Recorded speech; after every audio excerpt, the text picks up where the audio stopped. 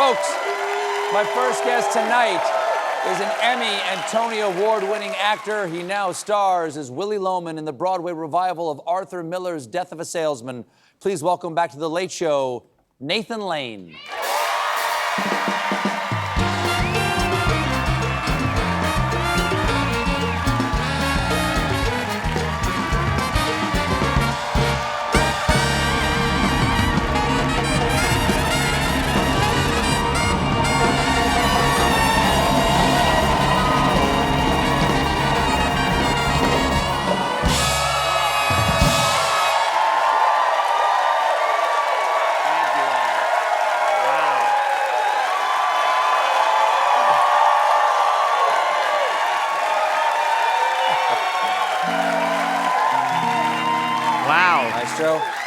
What a nice way to start. Yes, nice Thank you. Nice to see you. And you look great. You look joyful and radiant, like Lindsey Graham with a bubble wand.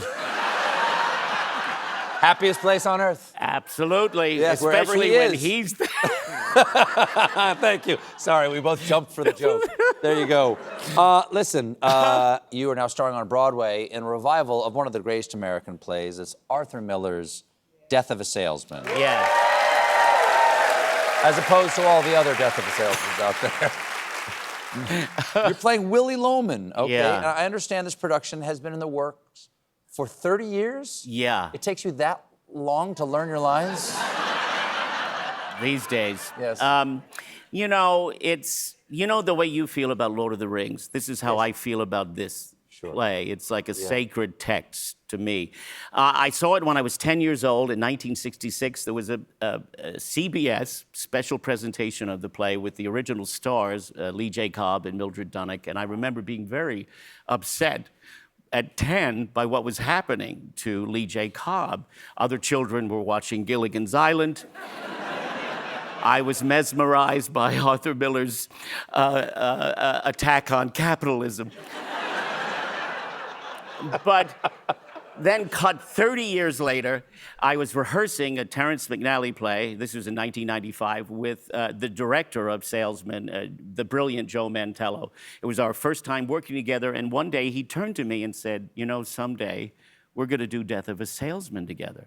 And I was sort of surprised and very touched that he thought I might be worthy of taking on such a monumental piece someday. And now, 30 years later, it's finally happening, and I couldn't be more thrilled and grateful to be doing it with this extraordinary cast over at the Winter Garden. Well, it's an amazing play, iconic role. Willie Loman is an iconic role. What's it like playing him? Well, you know, it's longer than King Lear.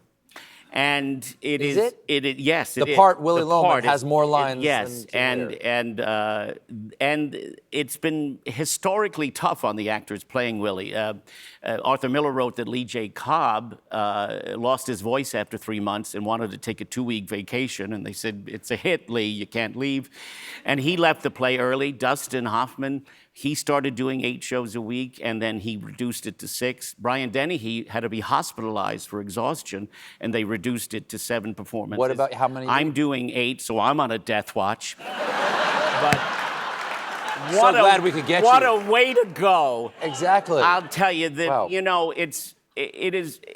The power of this play is undeniable, and you know it's a classic for a reason, and it speaks to us each time you see it, and certainly where you are in your own life and where we are in the country, it's always relevant, and it's always showing you something about how we live. But it's not just our country. This play has been performed all over the world. All right? over. Arthur Miller directed it in Beijing.